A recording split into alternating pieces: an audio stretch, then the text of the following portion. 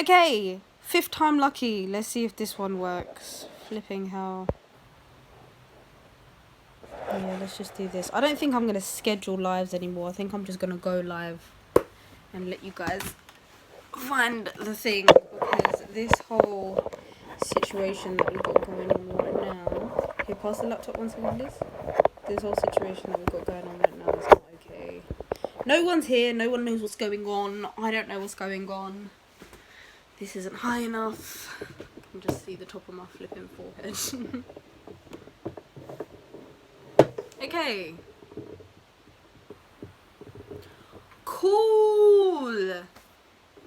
It's done. Let's turn this down a little bit. Hi guys. Okay, so for some reason, whenever I decide to stream a live, it just doesn't work. It just doesn't work. I don't want it yet. It just doesn't work.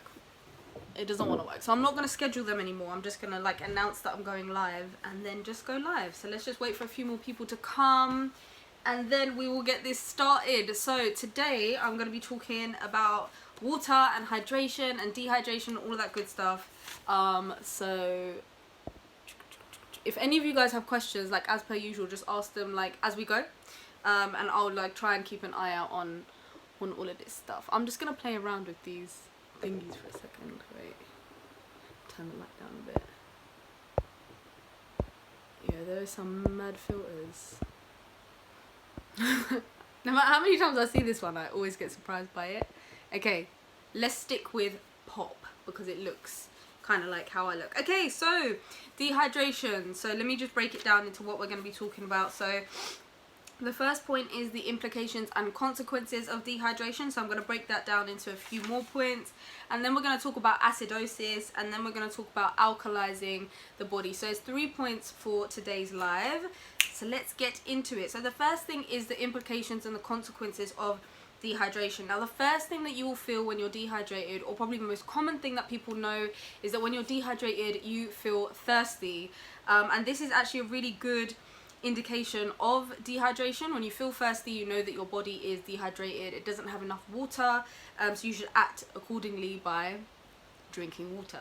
But by the time that we get to this point, the body's already quite dehydrated, so it's always good to just mitigate that. Don't let your body get to the point where it's really, really thirsty, because it's already probably been dehydrated for a while, and that's just not a good thing for the body. So with my clients, I always just suggest to them to have an idea, like make a mark, have like a timestamp in your day and be like, okay, by this time I'm gonna drink 500 milliliters of water, for example, and then by this time I'm gonna drink 1 or 2 liters of water in the day.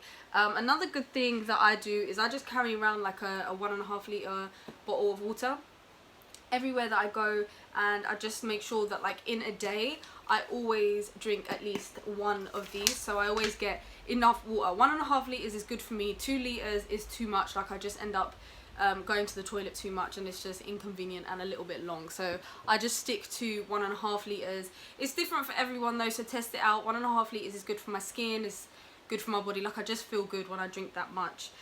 But it might be different for you, so test that out and just try and give yourself timestamps throughout the day to be like, by this time I'm going to drink this much, just to make sure you're getting a constant flow of good quality water. Another thing is that when we're thirsty, it can often be mistaken for hunger. So a lot of the times when we're actually when the body is just craving water, we often turn to food as like the first thing that we want, almost. So you'll feel thirsty, but you'll be like, no, I'm actually hungry, so I'm gonna go make myself some food, and you'll keep eating, but you'll never feel satisfied. And that's just because your body is crying out for water, not food. So next time you maybe find yourself eating and not feeling satisfied, just try to have a cup of water instead of eating loads of food, overeating, because overeating actually has a really bad effect on the body, and we'll come over to that when we talk about alkalizing the body a little bit later on. The next thing, so another implication of dehydration is our mental health. So dehydration can really affect certain cognitive functions. For example, it can cause tension, it can heighten our anxiety, it can make us feel fatigued, which I'm sure many of us have felt. Like when we're dehydrated, we may be sitting in front of a desk or reading a book, and we may just fall asleep or feel very drowsy, and it's just your body's way of saying, yo, I'm thirsty, give me some water. And another thing is it actually impairs our visual working memory, which is our short-term memory. It's our short-term memory retention during an activity. So for example, if you are in a conversation with someone and you struggle to remember what they said 2 sentences before, that means that your visual working memory is a little bit impaired, and it could be an indication of dehydration.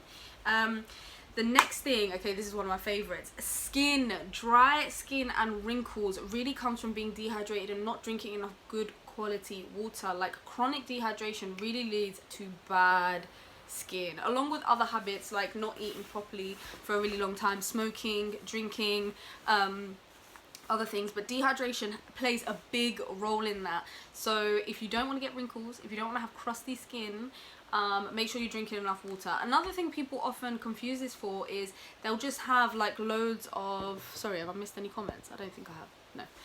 People often feel that they've got dry skin because they're not using the right products on their skin, and that could be the case, but spending loads and loads of money on things like Clinique or Neil's Yard or like all these other like brands that claim that their product is going to give you the glowing plump skin, like it's not necessarily the best thing for your skin. More often than not, it's actually a reflection of what's going on inside. Of course the products help, you have to use good quality products on your body, but you have to get your insides working right. So if you're dehydrated, if there's something going on inside your body, then it's going to show on your skin. And dry skin is like one of the biggest indicators of just simply being dehydrated. So just drink more water, use really basic simple oils on your skin, and that is what is going to give you the best results long term. I went on a different trail of thought. I was basically going to introduce next week's topic, which is I'm going to talk about skin and inflammation, but I'll tell you guys about that at the end. So the next one is weight loss. Okay, so there is a connection between being hydrated or dehydrated and your weight. So for example, if you opt to drink water over like sugary fizzy drinks, for example, you are more likely to lose weight because you're not consuming extra empty calories, which we spoke about a couple weeks ago, and you're just not consuming any chemical toxic ingredients like processed sugar or E-numbers or whatever other fortified weird ingredients that they may put in sugary drinks. I think aspartame is a really... aspartame is spelled aspartame, but it's actually said aspartame. I always forget. Aspartame is one of them. Things like MSG. You're not going to be consuming these like fake sugary, like made in a lab kind of ingredients. So naturally you are just going to lose weight and lose fat. And there's a really interesting study that I found. Basically, this study found that if you increase your water intake by 500 milliliters, so half a liter per day, it increases your energy expenditure. So the more hydrated you are, the more energy you have to expend, so the more likely you are to do exercise and just move your body in general. So you end up basically losing weight through that. And also, I ate meat today. Okay. Oh man, why am I getting a troll? You guys, I never get trolls. Stop with that comment. That's so silly. Okay, anyways, that same study basically showed that if you increase your water intake to 1 liter as opposed to 500 mils, it's associated with a 2 kilogram weight loss over like a period of 12 months. Now that might not sound like a lot, but if you're not trying to lose weight, if you're not actively going on like a fad diet, or you're not restricting your calories, or you're not like exercising, you're not trying to lose weight, that's a big thing. So basically increasing your water is just good all round for your skin, for your weight, for your body, and all of that stuff. So the next thing if anyone has any questions, do let me know. You guys are quiet today. Okay, so the next one is acidosis. Now this is a really, really interesting one.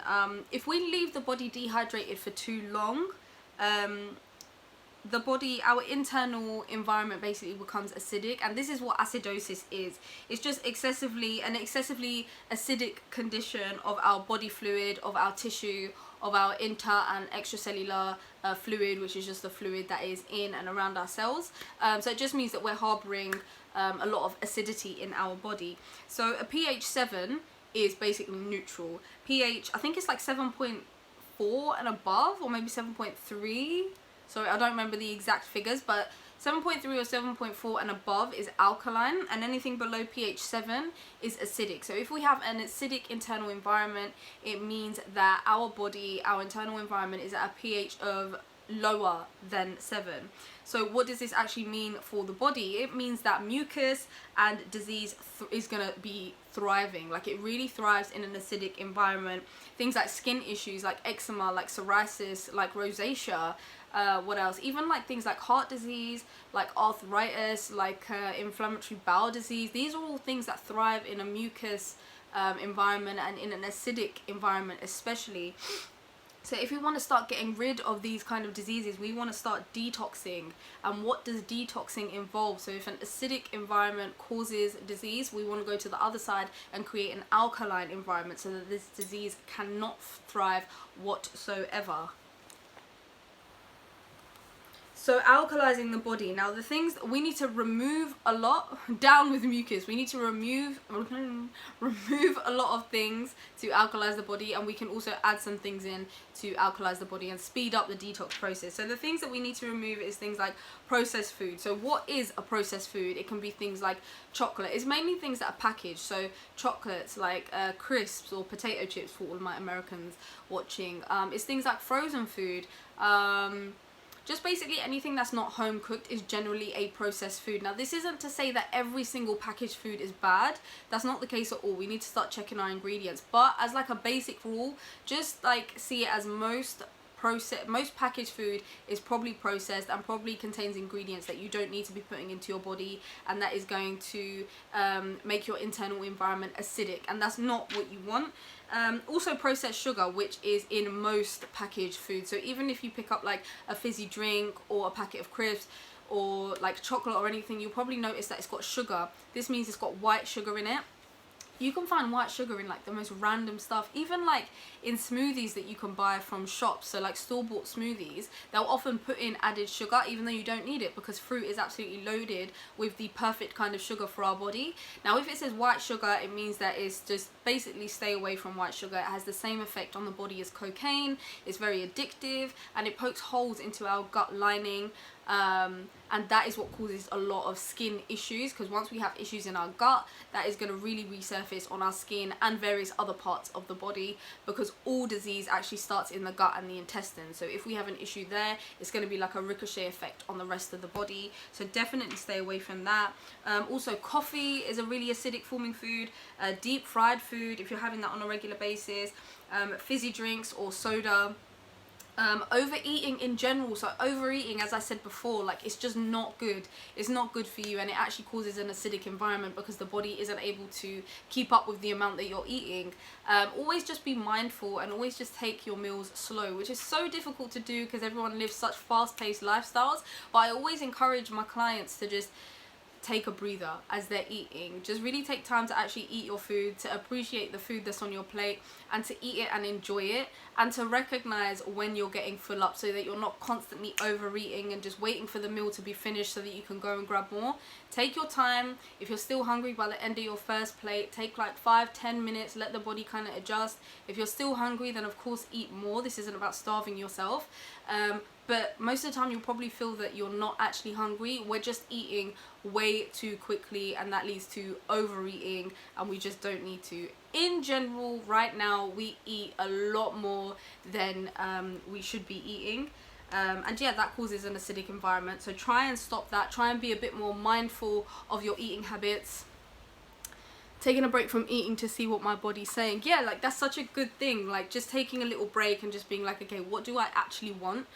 Because we're just programmed to eat and eat and eat until we're satisfied. But where do we draw the line of satisfaction? Are we eating out of like need, or is it like want? And that's when it gets a little bit complicated. But yeah, the first step is to just take a breather and be a little bit mindful of what it is that you're eating and what your body is saying to you.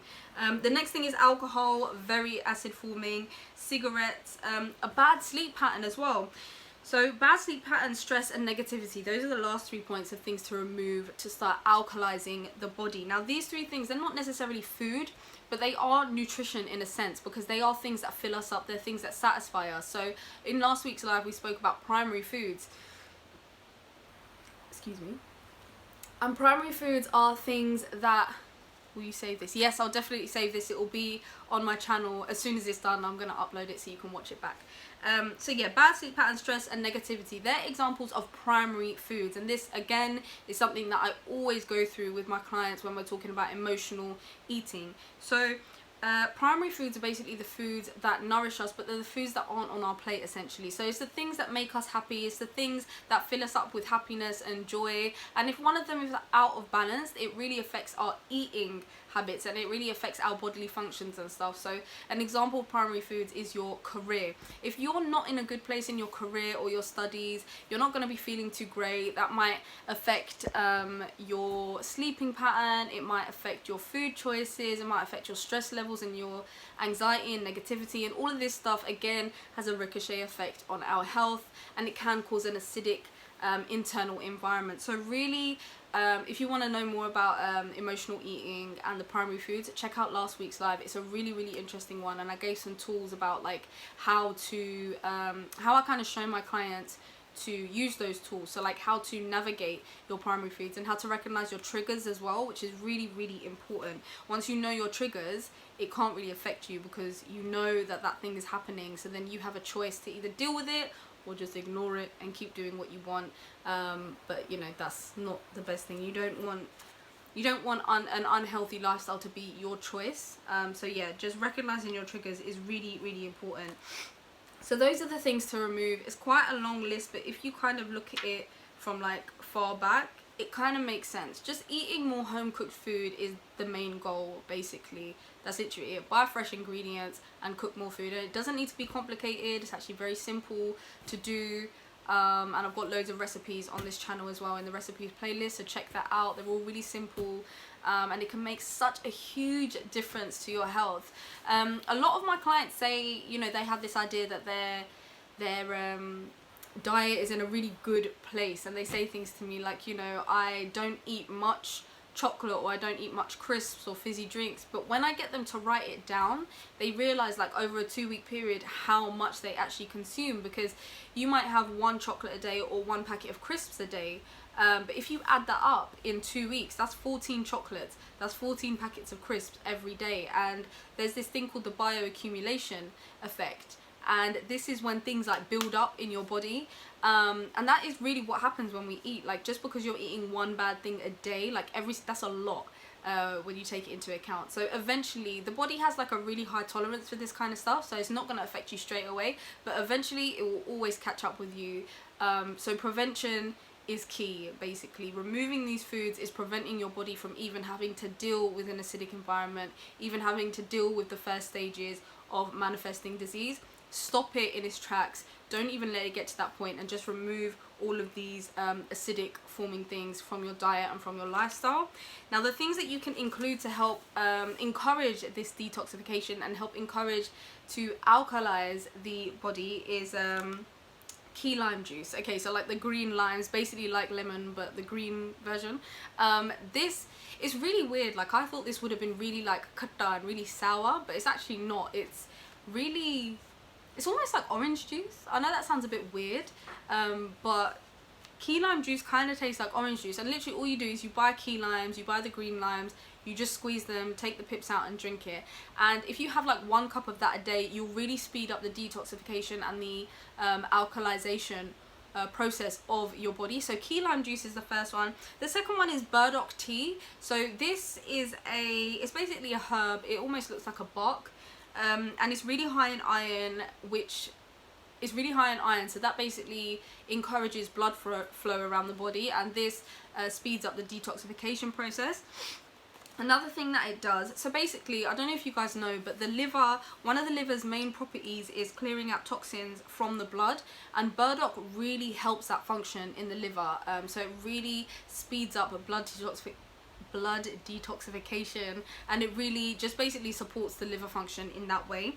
So that's why I would definitely recommend getting burdock root tea into your daily routine, or key lime juice. Like, either one will do your body great. And also just removing processed foods and cooking more fresh foods for yourself. And that is pretty much it. That is everything that I wanted to say on this topic. If you guys have any questions, let me know. So next week we're going to be talking about skin issues and internal inflammation. So how does our internal body, I spoke about it a little bit now, but how does the inside of our body actually affect the outside? Because a lot of people will assume that skin issues are because there's something going on our skin and we need to apply creams and we need to apply like topical medication to make it better, but that's not always the case. What's inside reflects on the outside, so fixing what's inside will naturally again have a ricochet effect on the rest of the body, and your skin will be fixed. And it's not about short-term fixes, so like short-term fixes with like a topical cream, like a steroid cream, and just helping the inflammation go down. You got to tackle the inflammation at the root, which is always inside the body somewhere, generally in the gut and the digestive system. So we're going to be talking about that next week, so please do join in. I know I saw some comments, but I don't know. Okay, here you go. Since I drink osmosis water and I eat lemon and take a pure vitamin C, I'm feeling great. And really, it's such a big change. Like, water really makes a big change, and also lemon makes a huge change to the body. But key lime is even better, Andrea. So if you change that to key lime juice, I think you'll find that your body detoxifies even quicker and even better. Dropping sugary drinks 7 years ago was my best decision. Yes, Antonia, it is such a good decision not to have fizzy and sugary drinks. It makes such a huge difference to your mind, your body, and to your skin, and like wrinkles and all of that good stuff. Kombucha is amazing for gut health, and I'm definitely going to be speaking about that more next week when we talk about the skin and stuff like that. It really helps. It's basically got really good bacteria in it. So it really helps balance your microbiome, and you're probably thinking, what the hell is microbiome? But I'll explain all of that in next week's live.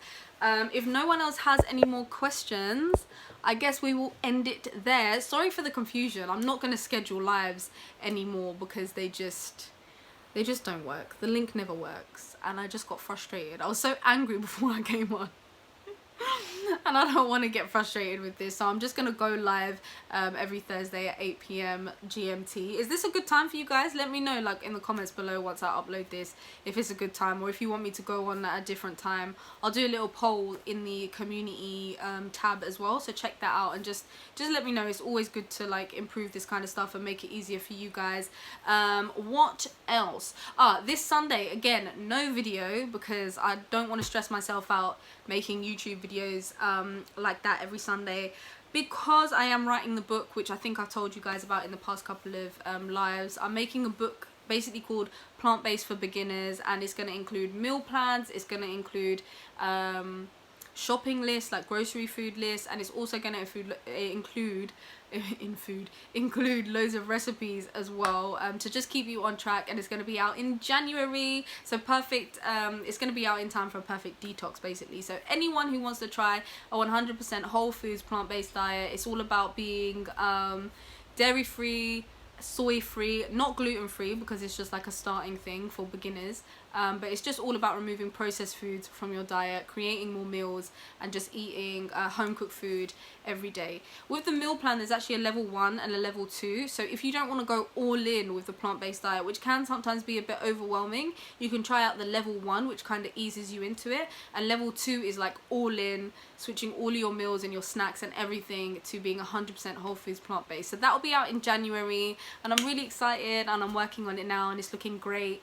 And we're going to do a launch as well at the end of the year in London, so if you guys are like local, I'll post more like information about that like on here, and also on my Instagram at hipsterveggie.